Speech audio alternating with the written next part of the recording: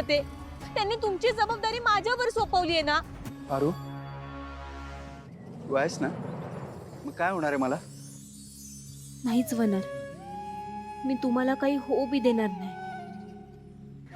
पण पारू, खरंच खूप टास्क होता. म्हणजे तुझ्या प्रेझेन्स ऑफ माइंड मुळे आपण वाचलोय. कसं जमतं का तुला एवढं सगळं? हे बघा आदित्य सर, हा? तुम्हाला रस्त्यावरनं चालायची सवय नाही, पण आमच्यासारख्या माणसांसाठी नेहमीच झालंय हे. तुम्हाला माहित आहे, मी जेव्हा मुंबईत पहिल्यांदा आले ना, तेव्हा मी बी रस्त्यावर येताना घाबरले होते. त्या गर्दीमध्ये ना हरवून गेले होते ना. असं वाटत होतं की समजा माझ्या मोठी घरघर फिरताय. आता समण्यांची सवय झाली. असताना किती गोड दिसतेस यार तू. पण काय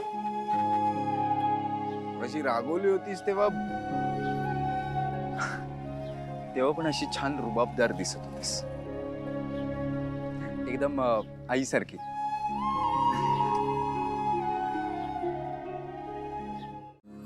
आदित्य सर, हा? इथं खायचं. पारू, पण इथे तर आदित्य सर, तुम्ही आता मला काय म्हणलात? ते काय ते कमांड का काय सोपवली आहे माझ्यावर. मग आता मी म्हणते आहे ना, मग इथंच खायचं. हे बघ, तुझं बरोबर आहे, पण मी काय म्हणतोय, बघ ना जरा, म्हणजे आदित्य सर, मला एक सांगा, तुम्हाला नेमकी कशाची भूक लागली आहे? म्हणजे गरीब भूक लागली आहे की श्रीमंत भूक लागली आहे? गरीब भूक, श्रीमंत भूक असं काही असतं का? भूक ही भूक असते. बरोबर, मी बी तेच म्हणतेय. भूक ही भूक असते. मग ती मोठी मोठी हॉटेलमध्ये असू दे किंवा अशा छोट्याशा टपरीवर असू दे, भूक ही भूक असते. आदित्य सर, तुम्हाला माहित आहे, इथं ना एक नंबर डोसा मिळतो. मी ना ते भाजी आणायला आले होते ना, तेव्हा खाल्ला होता. ओके, तू पण खाणार आहेस का? हा, मग ठीक आहे, मी पण खाईन. आहे ना? हा. झालं तर मग ओके, तुम्ही बसा. माझ्या आवडीचा ना मस्त डोसा खाऊ घालते तुम्हाला. बसा बसा, या सावकाश बसा. तू पण बस. वय दादा, 2 डोसा द्या. हा,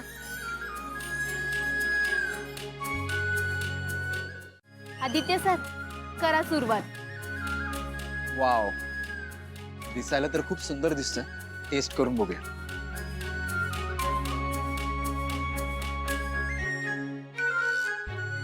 आवडला? खूप टेस्टी आहे.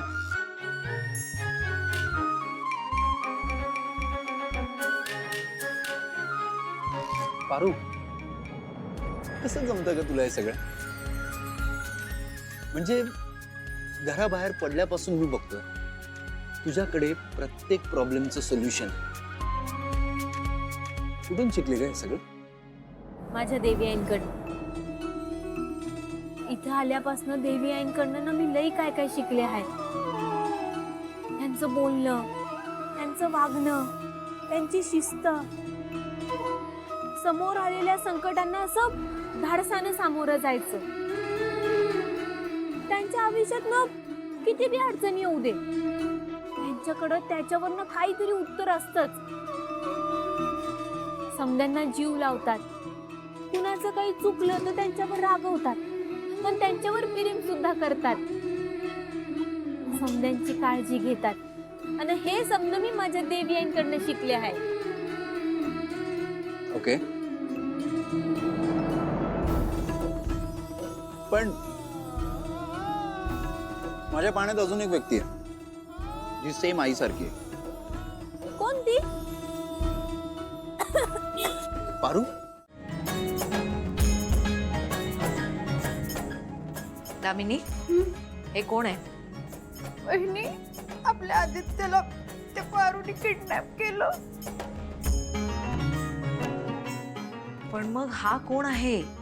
खुश आहेत वहिनी. पटत नसेल तर हे बघा.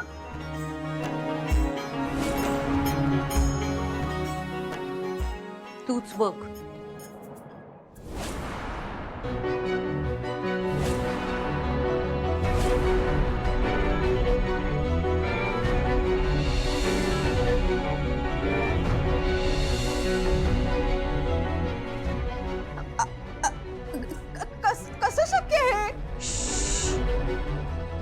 आदित्य झोपलाय.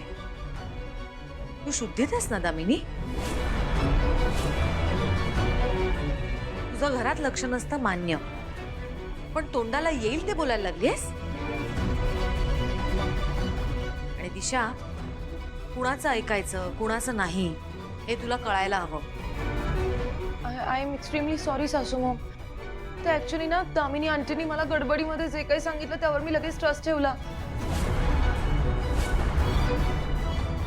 चुकलं माझं. मी जरा इकडे येऊन एकदा कन्फर्म करायला हवं होतं. I am extremely sorry. हा पण या सगळ्या सिच्युएशन मध्ये माझा काहीच रोल नाहीये. I swear.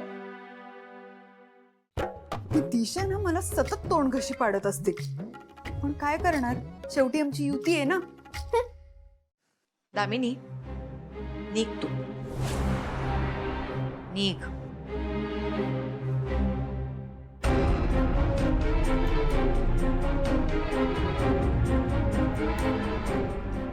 मी पण जाते. I am sorry. पहिला चल त्याला आराम करू दे. आई,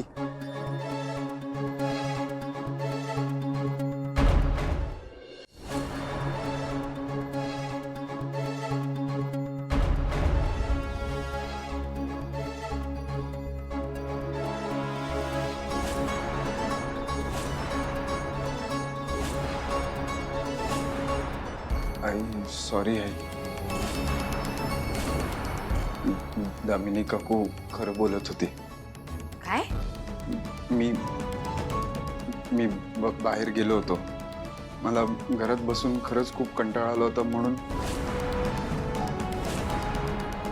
मी बाहेर गेलो. मी पारूला सांगितलं की प्लीज मला बाहेर घेऊन जा, पण यात पारूची काही चूक नाही. म्हणजे तिने जे काय केलं ते माझ्या सांगण्यावरून केलं.